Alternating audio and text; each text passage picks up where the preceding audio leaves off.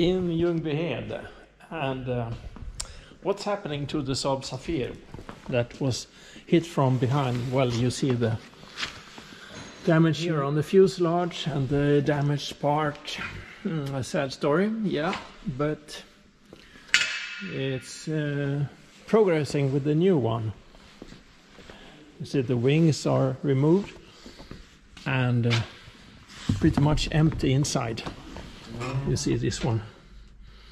All the instruments has been taken care of, and lots of other parts. Special for this. The B version of the Saab Safir has got the fuel tank inside behind the left pilot. No tanks in the wing, and you see it from the behind the rear passenger seat is removed also. And if we move forward, we see that the engine is removed, and it was pretty much newly refurbished, and it has been moved over to the new one. And here the work is progressing really fine. And what we have here is the new old Safir has serial number 50037. It was built in 1951.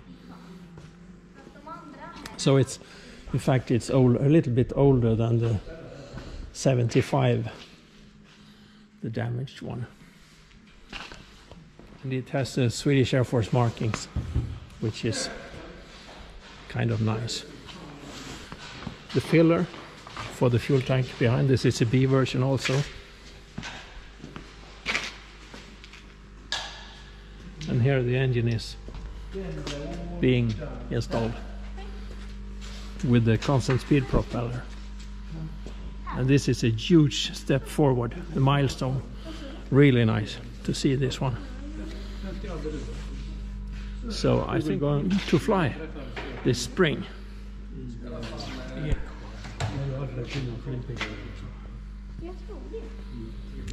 Inside, new instruments are being installed, and lots of stuff from the damaged one. Har du Per? Ja, det var han du stod och samspråkade med Eksjö när han flög Spitfire. Really nice. What's so special about the Saab Safir? Well, it's the delicate feel in the stick. The sticks are removed right now, dual controls, and you fly with the right hand on the stick and the throttle on the left hand, which is the way it should be. And here you have the RPM adjuster for the prop. In the center you have the trim, pitch trim, and you have the flap handle and the gear retraction handle. A bit heavy to maneuver, springs helping to get the gears up, but it's still a little bit heavy. And its construction is from around 1945. Indication for the landing gear, RPM, and oil pressure, oil temperature, fuel gauge, suction, and air inlet temperature, and old switches from the 40s.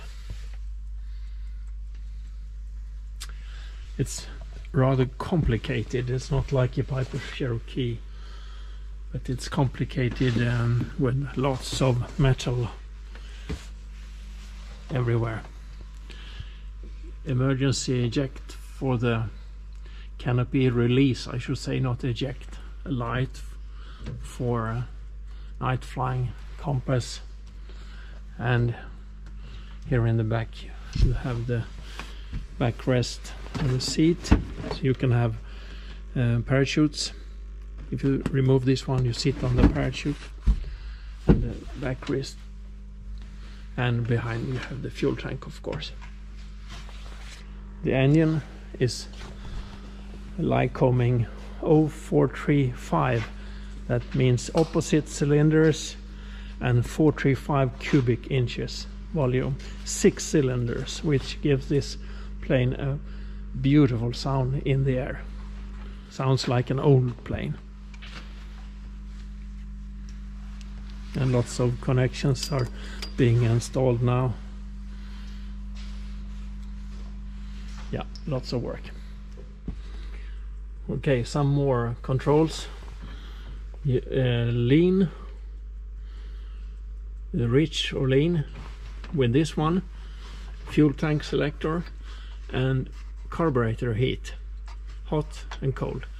Let's check the carburetor because it's very interesting. It's down here below the engine, and then the inlet manifold is going through the sump and exiting here, and then up to the cylinders here. And this is the exhaust port. Very strange construction, but this plane is not very sensitive for carburetor rise. When this plane is assembled, it will be in very, very good shape, and I look forward to record videos flying it. Brake fluid all over the floor, which means that the O-rings for the brake pedal cylinders are worn or must be replaced. So I have to disconnect the brake lines to remove the pistons. Yeah, if you are interested how it flies, you can still you can check out my old videos from the damaged one, the 75. And here is a video from when we flew the old one.